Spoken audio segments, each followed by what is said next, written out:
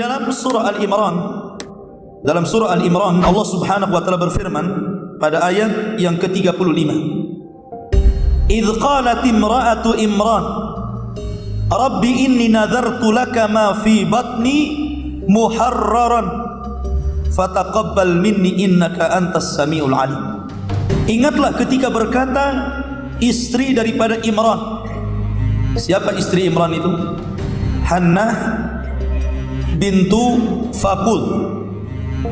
Imran itu dikenal dalam Al-Quran sebagai keluarga yang sangat soleh, karena dia adalah salah satu tokoh dari tokoh-tokoh besar yang tinggal di Baitul Maqdis, dan dia juga seorang muallim, seorang pengajar, seorang tokoh sentral ketika itu yang mengurus Baitul Maqdis. Karena kesolehannya, maka Allah Subhanahu wa taala menjadikan satu di antara nama-nama Al-Quran itu dengan nama Imran. Makanya ada surat namanya Al-Imran, keluarga Imran. Kenapa keluarga Imran itu sangat istimewa sampai dijadikan nama surat dalam Al-Quran? Karena keluarga Imran inilah keluarga yang sangat-sangat ma'ruf di zaman itu, orang yang mengurus Baitul Maqdis. Lah Allah takdirkan keluarga Imran ini, istrinya itu mandul, tidak punya anak. Akhirnya suatu ketika istrinya itu Hannah sedang berjalan-jalan, kemudian di tengah jalan dia melihat ada seekor burung yang sedang memberi makan anak-anaknya. Kemudian dia tertarik dengan burung tersebut. Akhirnya dia bernadar kepada Allah Subhanahu wa taala, inni nadartu laka ma fi batni muharraran fataqabbal min. Rabbi inni nadartu, ya Rabb, aku bernadar kepadamu, kalau seandainya engkau berikan karunia kepadaku, engkau berikan anak pada perutku, maka aku akan jadikan anak ini dijadikan pembantu untuk mengurus Baitul Maqdis. Dan dia pun bernadar agar Allah memberikan anak laki-laki. Kemudian Allah Subhanahu wa taala berfirman lagi dalam surah Al-Imran ayat 36-nya. Falamma wada'atha qalat rabbi inni wada'tuha untha wallahu a'lamu bima wada'at wa laysa adh-dhakaru kal untha wa inni sammaituha Maryam wa inni u'idzuha bika wa dzurriyyataha minasyaitonir rajim.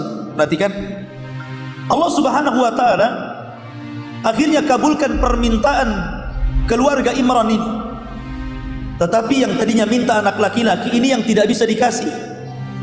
Rupanya Allah Subhanahu wa taala berkehendak lain. Ketika dia bernazar ingin anak laki-laki, rupanya Allah takdirkan justru anak perempuan.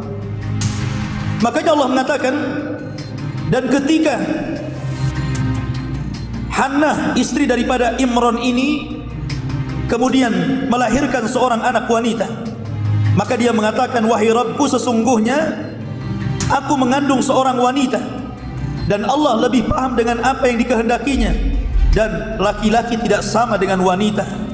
Kemudian Allah mengatakan, dan sungguh aku beri nama orang tersebut dengan Maryam, dan sesungguhnya aku berlindung untuk dia dan keturunannya dari syaitan yang terkutuk. Dari sini Allah Subhanahu wa taala mengabulkan permintaan Hannah yang kemudian Allah langsung beri nama, dan Allah cantumkan namanya dalam Al-Quran, namanya Maryam bintu Imran. Maryam bintu Imran ini memiliki keistimewaan sejak lahir bahkan sampai keturunannya. Dijaga, tidak mungkin diganggu syaitan. Rasul mengatakan setiap bayi yang dilahirkan itu biasanya menangis, ya buat. Kenapa? Karena ditusuk lambung kanan di sebelah kanannya. Memang tusukan itu tidak memadaratkan, tetapi itu simbol permusuhan antara iblis dengan manusia. Makanya setiap bayi yang dilahirkan itu menangis, kecuali dua bayi yang tidak ditusuk syaitan lambung kanannya. Pertama Maryam bintu Imran, dan yang kedua Isa bin Maryam. Ini sejarah daripada kelahiran Maryam. Lah karena keluarga Imran ini sudah berjanji kalau punya anak akan dititipkan di Baitul Maqdis, maka ketika kemudian Maryam ini sudah beranjak semakin besar, remaja, maka keluarganya kemudian menitipkan kepada Baitul Maqdis Namun sayang, Maryam ini anak yatim. Sebelum lahir bapaknya Imran meninggal dunia. Akhirnya ketika melahirkan Maryam, tentu seorang ibu sangat berat untuk meninggalkan anaknya, apalagi anak perempuan. Sementara ayahnya sudah tidak ada, tapi karena dia sudah bernazar kalau punya anak akan diserahkan ke Baitul Maqdis, maka dengan terpaksa akhirnya Maryam pun dikirim ke Baitul Maqdis dan akan dirawat oleh para padri-padri yang ada di Baitul Maqdis.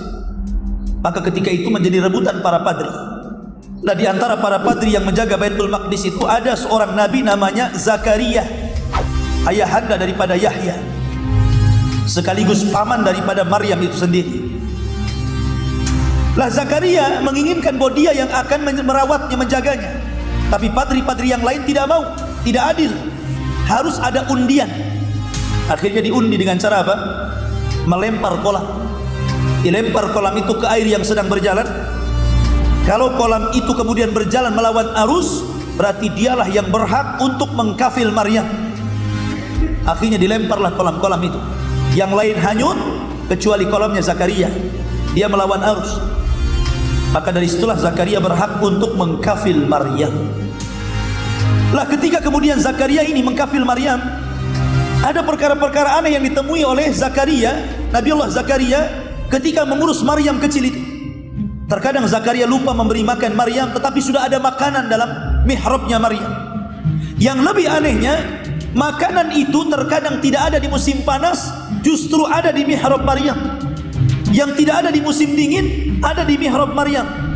Sehingga dari situ Zakaria berpikir, kalau seandainya buah-buahan di musim panas ada di musim dingin, buah-buahan yang harusnya di musim dingin ada di musim panas, kenapa Allah Subhanahu wa taala tidak mustahil akan memberikan keturunan kepada aku?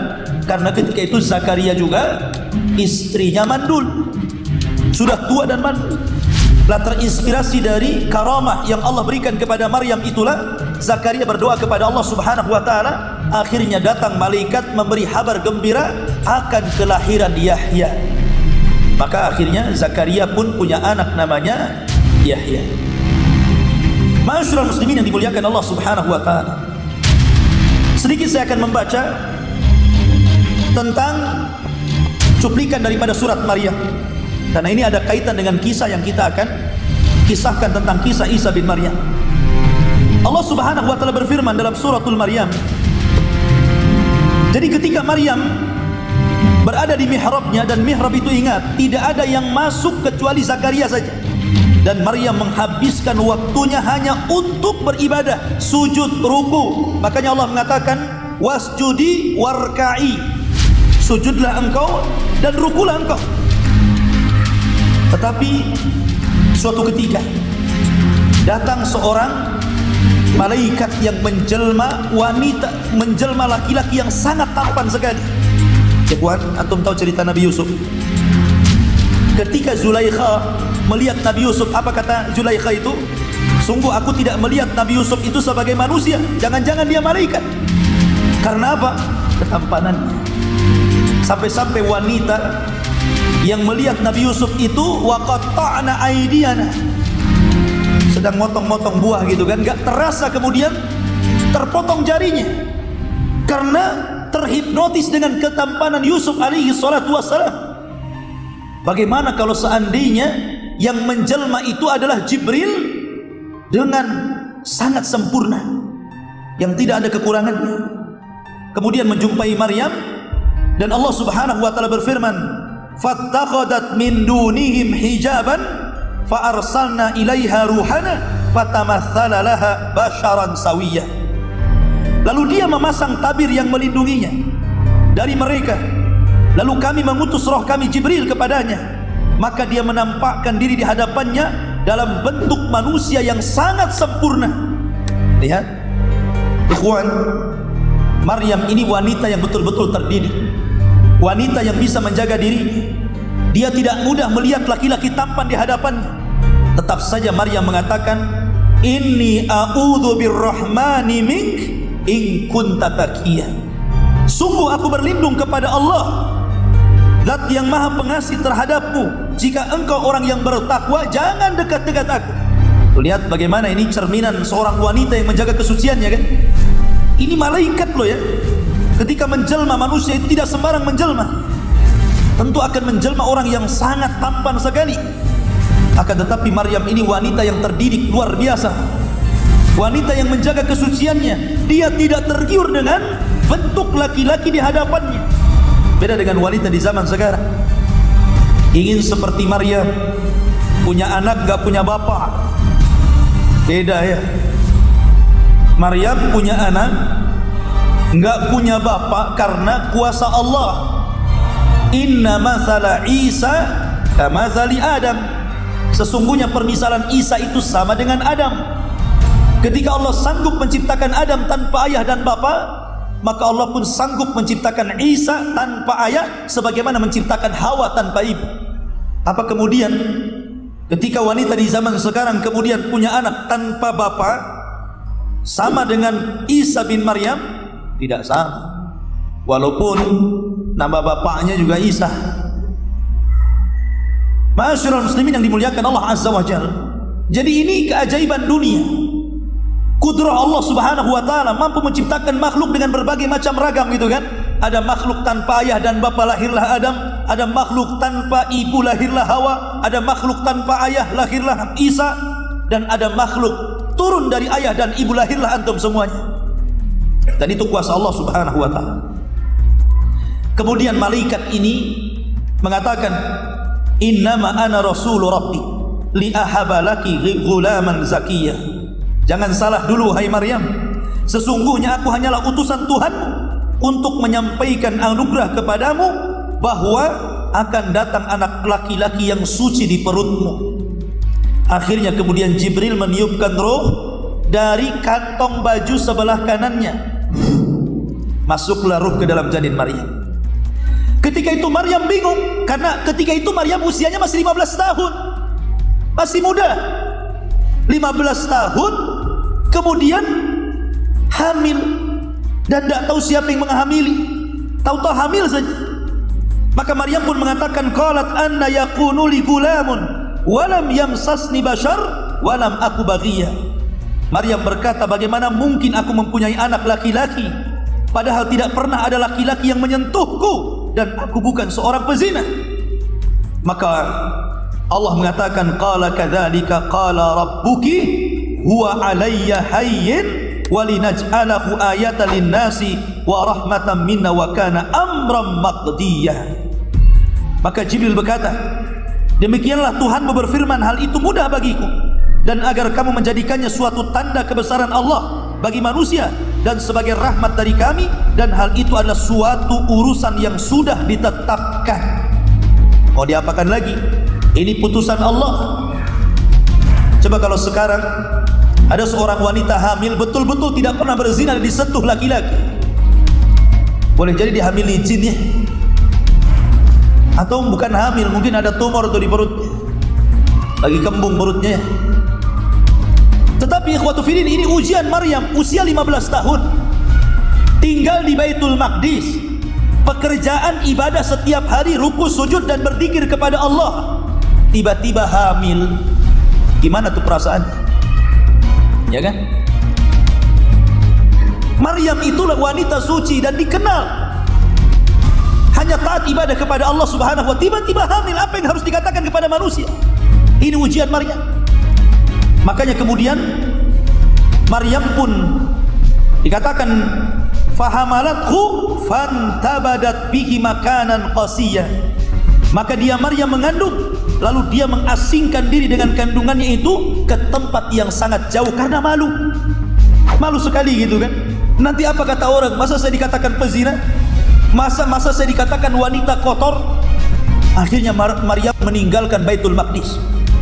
Ada yang mengatakan menuju Baitul Lahmin. Disinilah Isa bin Maryam dilahirkan. Kemudian Allah mengatakan, fa'aja'aha al-makhadu ila jid'in nakhlati qalat ya laitani mittu qabla hadha wa kuntu nasyan mansiyah. Kemudian rasa sakit akan melahirkan memaksanya bersandar pada pangkal pohon kurma. Maka Maryam berkata, wahai, betapa baiknya aku mati sebelum ini dan aku menjadi seorang yang tidak diperhatikan dan dilupakan manusia. Lihat, karena takut untuk menanggung malu. Apalagi Maryam masih muda kan, 15 tahun gitu kan, yang dipuji-puji orang tentang ibadahnya, tentang kesuciannya, tahu-tahu hamil di luar nikah. Makanya dia merasa malu sekali. Kemudian Allah mengatakan, fanadaha min tahtiha alla tahzani qad ja'ala rabbuki tahtaki sariya wa khuzzi ilaiki bijid'in nakhlati tusaqit 'alaiki rutaban janiyya. Maka kemudian Jibril menyerukan kepadanya dari tempat yang rendah, janganlah engkau bersedih. Sesungguhnya Tuhanmu telah menjadikan anak sungai di bawahmu, dan goyangkanlah pangkal pohon kurma itu ke arahmu, niscaya pohon itu akan menggugurkan buah kurma yang masak kepadamu. Lihat, di sini kita tahu, kita bertanya kepada orang-orang yang beragama Kristiani, Nasrani. Isa itu dilahirkan ketika musim kurma. Musim kurma itu hanya ada di musim panas, bukan di musim dingin. Musim panas baru ada kurma berjatuhan. Musim kurma mana? Gak ada di musim dingin. Ya. Coba lihat, di musim dingin gak ada kurma. Musim panas. Tapi lihat, mereka menganggap bahwa Isa itu dilahirkan di musim salju. Mana ada kurma musim salju? Dari sini saja ikhwatu fiddin, ketika kita sudah menetapkan penanggalan kelahirannya saja sudah berbeda antara Islam dengan mereka. Ya. Sehingga tidak bisa kita tetapkan kelahiran Isa ini pada bulan Desember gitu ya. Karena Al-Quran sudah menjelaskan Isa itu dilahirkan di saat kurma berjatuhan. Kurma itu hanya ada di musim panas, tidak ada di musim dingin. Tetapi kemudian kalau kita lihat acara Natal, mesti identik dengan salju kan, identik dengan dingin-dingin, karena mereka menganggap bahwa Isa dilahirkan di musim dingin. Dari sini saja sudah berbeda Quran dengan keyakinan mereka. Kemudian Allah mengatakan, fakuli washrabi wa qarri ainan fa imma tarayinna minal bashari ahadan fakuli inni nadartu lirrahmani sauman falam ukallimal yawma insiya. Maka makanlah, minumlah dan bersenang hatilah. Jika engkau melihat seseorang, maka katakanlah, sesungguhnya aku telah bernadar berpuasa untuk Tuhan yang Maha Pengasih, maka aku tidak akan berbicara dengan siapapun pada hari ini. Maksudnya begini, nanti kalau bayimu lahir, kemudian kau bawa bayimu ini pulang ke Baitul Maqdis, kemudian masyarakat bertanya kepadamu tentang itu bayi siapa, katakan, aku bernadar untuk tidak buka bicara. Diam saja. Kenapa demikian? Nanti yang akan menjelaskan itu adalah bayi tadi. Bayi itu nanti akan Allah buat bicara. Makanya akhirnya Maryam pun ikut. Apa yang dikatakan Jibril tadi? Dia bawa anak itu, kemudian sesampainya di Baitul Maqdis, mulailah apa yang dikhawatirkan Maryam sebelumnya itu menjadi sebuah kenyataan. Banyak orang-orang yang kemudian menuduh Maryam ini berzina dan mengatakan, ya ukhta Harun, makana abuki imra'an sau'in wa makanat ummuki baghiyah. Wahai saudara perempuan Harun, Maryam, ayahmu bukan orang yang buruk perangai dan ibumu bukan seorang pezina. Kenapa kamu seperti ini? Tapi Maryam diam saja. Maryam hanya mengatakan, tanya dengan isyarat, seolah-olah dia mengatakan, jangan tanya saya, tanya kepada bayi ini. Kemudian orang-orang mengatakan, kaifa nukallimu man kana fil mahdi sabiyya? Bagaimana kami akan bicara dengan anak kecil yang masih dalam ayunan? Kamu yang bicara, bukan bayi itu yang bicara. Tolong jelaskan itu bayi siapa? Begitu ya. Tiba-tiba Allah buat bayi itu bicara, dan ini satu di antara 3 bayi yang Allah buat bicara. Ya kan? Ada bayi di masa Jurayj. Ketika Jurayj kemudian dituduh berzina dengan seorang pelacur, kemudian pelacur itu punya anak bayi. Jurayj mengatakan, man abuk, siapa bapakmu? Kemudian bayi itu mengatakan, bapakku seorang penggembala. Ya, coba kalau bayi-bayi di zaman sekarang bisa bicara seperti Jurayj, ngaku semua bapaknya. Oh, bapak saya si anu, si anu, si anu, si anu. Banyak kali ini. Jadi ini bayi Jurayj bisa bicara. Kemudian bayi di zaman Masyitah, ketika Masyitah hendak dilempar, bayinya dilempar ke kuali, tiba-tiba bisa bicara bayinya, menenangkan ibunya. Dan yang ketiga ini sebagai mukjizat Isa bin Maryam. Apa kata Isa? Bayi masih kecil yang masih diayun-ayun itu tiba-tiba mengatakan, qala inni Abdullah ataniyal kitab wa ja'alani nabiyya. Sesungguhnya aku hamba Allah, Dia memberiku kitab Injil, Dia menjadikan aku seorang nabi, wa ja'alani mubarakan aynama kun wa awsani bis salati waz zakati ma dumtu hayya. Dan Dia menjadikan aku seorang yang diberkahi di mana saja berada. Dia memerintahkan aku melaksanakan salat, menunaikan zakat selama aku hidup, wa barram biwalidati wa lam yaj'alni jabbaran syaqiyya. Dan menyuruh untuk berbakti kepada ibuku, dan Dia tidak menjadikan aku seorang yang sombong lagi celaka. Wassalamun alayya yauma wulidtu wa yauma amutu wa yauma ub'atsu hayya. Dan keselamatan semoga dilampahkan kepadaku pada hari kelahiranku, pada hari wafatku, dan pada hari aku dibangkitkan kembali. Anak kecil bisa bicara, coba. Bicaranya aneh ya. Bicaranya aneh kan? Saya hamba Allah. Orang terperanjat semualah. Jadi orang-orang yang tadinya nuduh Maryam bintu Imran ini seorang pezina, akhirnya kemudian mereka baru sadar bahwa Maryam itu wanita suci, dan itu atas kehendak Allah lahirnya Isa bin Maryam. Sampai di sini tuduhan orang-orang terhadap Maryam itu tidak benar. Dan Maryam adalah wanita yang suci. Dalam Islam juga demikian. Karena orang Yahudi itu tidak menghormati Nasrani. Orang Yahudi itu menganggap Maryam itu berzina, dan Isa itu anak zina. Itu menurut versi Yahudi. Tapi Islam tidak demikian. Islam menganggap bahwa Maryam itu wanita suci, dan Isa itu bukan anak zina, tapi juga bukan anak Tuhan. Dia seorang manusia sama dengan kita, dan dia adalah Rasulullah, satu di antara ulul azmi minar rusul. Jadi jangan pernah dituhankan. Ma'asyiral muslimin rahimani wa rahimakumullah. Baik, ketika kemudian Maryam mengasuh Isa bin Maryam, banyak keanehan-keanehan yang kita dapati dari mukjizat yang sudah Allah tampakkan sejak kecil.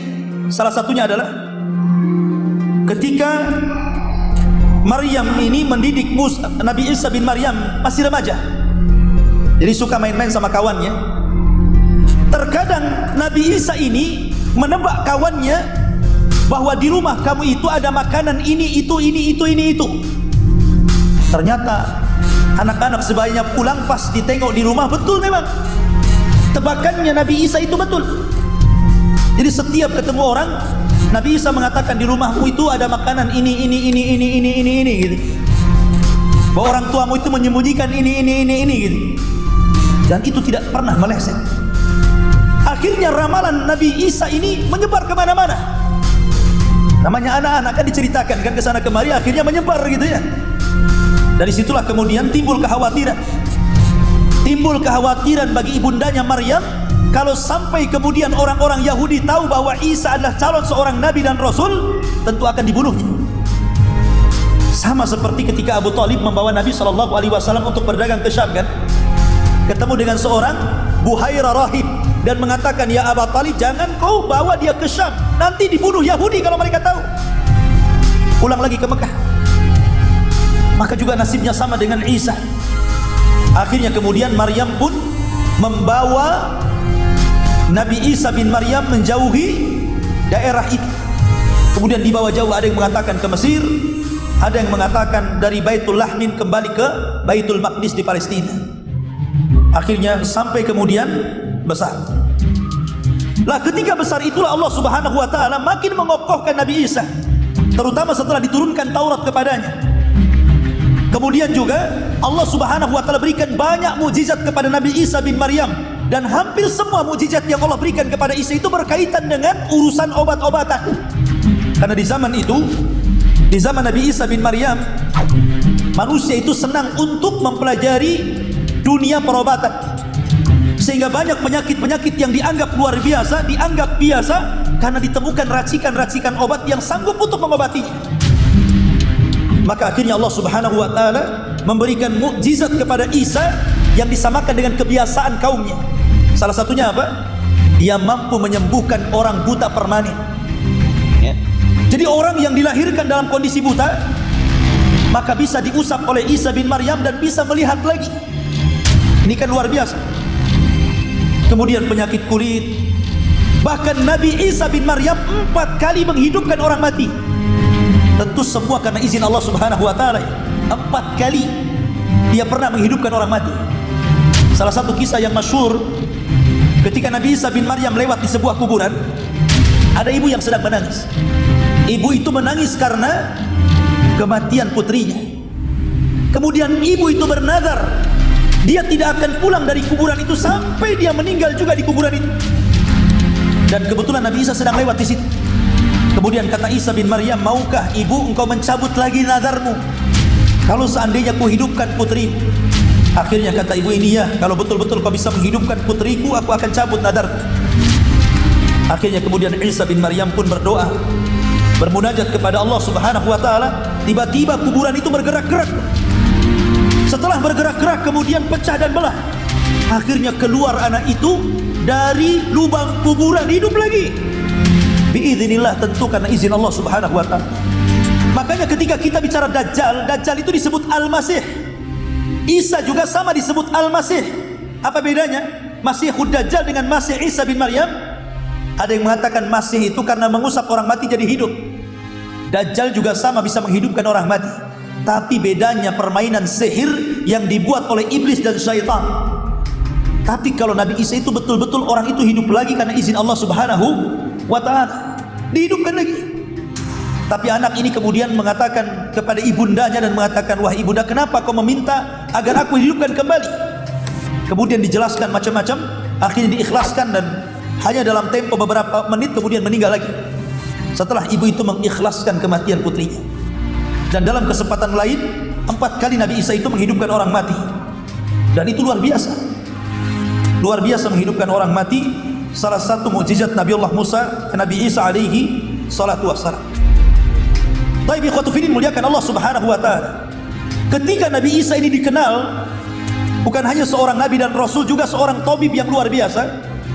Akhirnya ini mengkhawatirkan kerajaan. Ini kalau dakwah Isa ini semakin banyak pengikut, ini kami terancam nih. Bahaya nih. Akhirnya mulailah kemudian penguasa membuat semacam makar, hendak membuat kriminal terhadap para ulama. Jadi ke sana ya. Ya, memang begitu ikhwan. Di zaman itu ketika kemudian dakwah Nabi Isa sudah mulai berkembang, banyak pengikutnya, kerajaan khawatir tuh. Ini kalau berkembang banyak-banyak bahaya kami. Bisa terancam akidah kami, bisa terancam keyakinan kami, bukan hanya itu saja, terancam kedudukan kami. Akhirnya kemudian mereka pun membuat siasat untuk melakukan pembunuhan kepada Isa bin Maryam. Al-Imam Al-Hafidh Ibnu Katsir rahimahullahu taala menjelaskan bahwa seluruh riwayat tentang diangkatnya Isa dari bumi ke langit hampir semuanya dhaif, kecuali satu riwayat. Dan itu yang dikuatkan oleh Imam Ibnu Katsir rahimahullahu taala ketika terjadi akan pembunuhan kepada Isa. Jadi ketika Isa bin Maryam mendengar bahwa dia akan dibunuh, maka dia kumpulkan 12 Hawariyun. Hawariyun itu sahabat-sahabat setia Nabi Isa. Tapi ingat ikhwan, Hawariyun sesetia-setianya Hawariyun kepada Isa jauh masih lebih setia sahabat-sahabat Nabi SAW kepada Nabi SAW.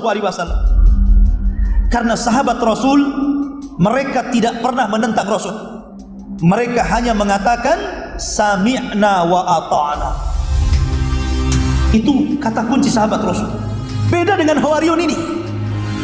Hawariyun ini suatu ketika pernah meminta kepada Nabi Musa alaihi salatu wassalam agar Musa itu menurunkan ma'idatan minas sama, makanan yang diturunkan oleh Allah langsung dari sorga.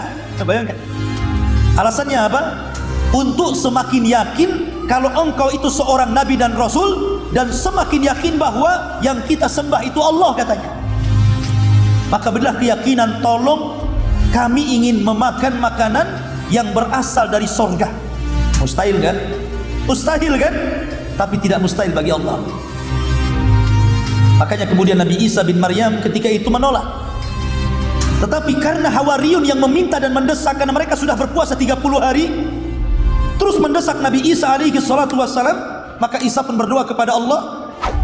Akhirnya kemudian turun betul-betul ma'idatan minas sama. Makanya dalam Al-Quran itu ada namanya surah Al-Ma'idah. Surah Al-Ma'idah. Kenapa surah Al-Ma'idah? Ini cerita permintaan Hawariyun kepada Nabi Isa. Turun itu makanan dari surga itu. Tetapi Allah subhanahu wa ta'ala ketika itu mengancam, kalau seandainya setelah diturunkan makanan dari surga itu mereka tetap kufur, maka aku akan mengazab mereka dengan azab yang belum pernah siapapun diazab Allah subhanahu wa ta'ala. Ada ancaman. Dan ini sebagai ulang tahun terakhir dan yang pertama dan yang terakhir, li awwalihim wa akhirihim, untuk yang pertama kali dan yang terakhir kali. Akhirnya betul-betul turun tuh buah-buahan, daging, makanan lezat-lezat dari surga turun ke bumi. Anda bisa bayangkan ketika betul-betul dikabulkan Allah, ketakutan Hawariyun itu. Akhirnya mereka hanya bisa terperangah-terperongos saja melihat. Tetapi orang-orang miskin yang ada di sekitarnya, mereka tidak tinggal diam, langsung diserbu. Dan subhanallah, bukan hanya sekedar mukjizat turun makanan dari surga, setiap orang yang memakan makanan itu semua menjadi sehat. Yang stroke hilang stroke-nya, yang asam urat hilang asam uratnya, yang darah tinggi hilang darah tingginya. Pokoknya semua sehat. Ya. Disehatkan. Pokoknya siapapun yang makan dari hidangan itu yang tadinya ada penyakit, semua sehat. Itu mukjizatnya itu. Tetapi lihat, sahabat Rasul tidak demikian kan, sami'na wa ata'na. Tapi Hawariyun ini tidak demikian. Masih juga ngeyel kepada Nabi Isa bin Maryam. Lah ketika Nabi Isa berada di rumahnya bersama 12 Hawariyun ini, kemudian tentara Rum, mereka sudah mempersiapkan pasukan untuk menangkap Nabi Isa hidup dan mati. Maka Isa bin Maryam mengatakan kepada 12 Hawariyun itu, dan mengatakan, siapa di antara kalian yang mau kuserupakan wajahnya denganku untuk dibunuh, dan dia akan mendapatkan derajat yang sederajat denganku di surga. Tidak ada yang mau. Masalahnya apa? Jelas tuh taruhannya dibunuh. Tetapi dari 12 orang itu yang paling muda mengatakan, saya. Memang anak mudanya berani, saya. Kemudian Nabi Isa mengatakan, jangan, kamu terlalu muda. Kemudian Isa mengatakan lagi, siapa di antara kalian wahai Hawariyun yang mau keserupakan wajahnya untuk dibunuh, maka dia akan mendapatkan derajat yang sederajat denganku di surga. Tidak ada lagi yang ngacung. Dia lagi yang ngacung, saya wahai Nabi Isa. Sampai 3 kali, dia lagi. Ya sudah, kalau begitu kamu. Dari situ Nabi Isa meminta agar yang 11 orang bubar, melarikan diri, berdakwah masing-masing di daerahnya. Kemudian Isa pun Allah katakan, ya Isa bin Maryam, inni mutawaffika wa rafi'uka ilayya wa mutahhiruka minal ladzina kafar. Maka Isa pun diangkat dari ventilasi yang ada di atas, diangkat ke langit oleh Allah di usia 33 tahun. Ada sebagian para ulama, ketika diangkat itu akhirnya selesailah tugas kenabian Isa bin Maryam. Maka ketika diangkat sudah bukan menjadi nabi lagi, dan di akhir zaman diturunkan bukan sebagai nabi, tapi dia hanya diberikan tugas untuk membunuh Dajjal, mematahkan salib, dan juga membunuh babi, dan berhukum dengan hukum keadilan. Ada yang mengatakan seperti itu. Jadi ketika di atas, dinaik ke atas bukan seorang nabi lagi, dan hitungan tinggal di langit tidak dihitung. Walaupun dia sudah diangkat mungkin 400 tahun yang silam ke langit, tapi bukan berarti di langit itu dianggap usianya sehingga kalau turun kayak tua banget sudah ratusan tahun usianya, ya. Tidak. Dia tetap dianggap 33 tahun. Karena Nabi mengatakan bahwa Nabi Isa ketika turun itu akan tinggal di bumi selama 40 tahun. Kalimat 40 tahun ini yang menjadi khilaf para ulama. Ada yang mengatakan 40 tahun itu dipotong dengan usianya 33 tahun sebelum diangkat, sisanya 7 tahun. Disitulah Nabi Isa berada di akhir zaman hanya 7 tahun saja bersama penguasa Imam Mahdi, kemudian meninggal. Ada yang mengatakan 40 tahun itu ditambah dengan 33 tahun. Maknanya 7 tahun bersama Imam Mahdi, lebihnya Imam Mahdi meninggal kemudian menggantikan Imam Mahdi dan hidup bersama kaum muslimin pada waktu-waktu sisa daripada tahun-tahun 40 itu sampai dia wafat. Terjadi silang pendapat tentang masalah itu. Tapi yang jelas bahwa Isa bin Maryam itu diangkat. Tetapi Tapi orang-orang Yahudi yang mengklaim bahwa dia telah menyerbu orang-orang Nasrani, Nabi Isa bin Maryam, kemudian berhasil menangkap, menyalib, kemudian disalib di tiang gantungan, maka mereka mengatakan bahwa kami telah membunuhnya dan kami telah menyalibnya. Maka Allah bantah, wa ma qataluhu wa ma sallabuhu walakin syubbiha lahu. Isa tidak dibunuh, Isa tidak disalib, bahkan Isa diserupakan. Bahkan di ujung ayat Allah mengatakan bal rafa'ahu Allahu ila sama. Bahkan Isa diangkat ke langit. Walaupun terjadi pendapat apakah sebelum diangkat Isa diwafatkan baru diangkat atau ditidurkan baru diangkat. Seperti Imam Suyuti mengatakan Isa diwafatkan dulu baru diangkat. Tapi jumhur mengatakan tidak, Isa itu hanya ditidurkan kemudian diangkat. Tapi baik yang mengatakan diwafatkan dulu baru diangkat atau ditidurkan baru diangkat, sama-sama meyakini bahwa Isa itu tidak dibunuh orang Yahudi, tidak disalib, dan tidak ada dalam tiang gantungan. Hanya memahami kalimat mutawaffika itu saja, kami wafatkan kamu. Dan dua-duanya sepakat di akhir zaman akan turun untuk membunuh Dajjal, mematahkan salib, membunuh babi, dan menghukum dengan hukum keadilan. Dari sini jelaslah ikhwatu fiddin siapa Nabi Isa. Nabi Isa itu manusia. Dia berjalan di bumi, dia makan, dia minum. Tidak mungkin seorang Tuhan makan dan minum dan berjalan di pasar-pasar. Maka jelas bagi kita bahwa Isa itu manusia sama dengan kita. Kalau memang dia punya kelebihan karena tidak ada bapa, maka Adam juga jauh punya kelebihan dibandingkan Isa. Kalau Anda menuhankan Isa, harusnya Anda menuhankan Adam dan Hawa. Karena keduanya lebih hebat, tidak ada ayah, tidak ada bapa. Tapi kenapa Adam Anda katakan Nabi dan Isa Anda katakan sebagai Tuhan? Bahkan lebih parah lagi, ketika kemudian Anda mengatakan bahwa Isa itu berada di tiang gantungan sedang disalib, sengaja dia ditangkap untuk dibunuh dan disalib karena hanya untuk menebus dosa-dosa Adam dan umatnya.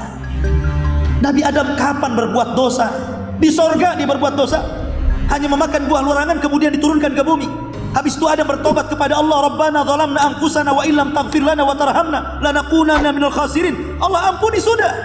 Tiba-tiba kemudian orang-orang ini mengatakan bahwa pengorbanan Isa itu tidak sia-sia karena menebus dosa Adam dan keturunannya. Bagaimana mungkin ini?